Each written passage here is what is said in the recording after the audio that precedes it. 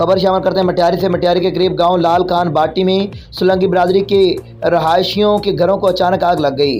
मुतासरा कुल्ली आसमान के नीचे 11 मददगार बैठ गए।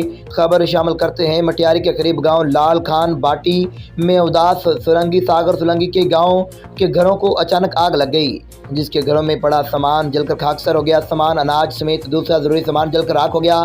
घर वासियों ने अपनी जान बचा ली और चारों तरफ घरों को घेर लिया। दूसरी तरफ गांव वालों ने मीडिया को बोलती हुए कहा कि मटियारी फायर ब्रिगेड अमला को काफ़ी मरतबा कॉलें करते रहे, मगर फायर ब्रिगेड अमला एक भी कॉल करने की तैयार नहीं। गांव वालों ने अपनी मदद के तहत आग को बुझाया। मुतासरीन ने deputy commissioner Matiari, DC Matiari और आला अख्तियारों को मुतालबा करते हुए कहा है कि फायर ब्रिगेड अमला को ऊपर कानूनी कार्रवाई की जाए। सागर सोलंकी, DNN न्यूज़ मटियारी।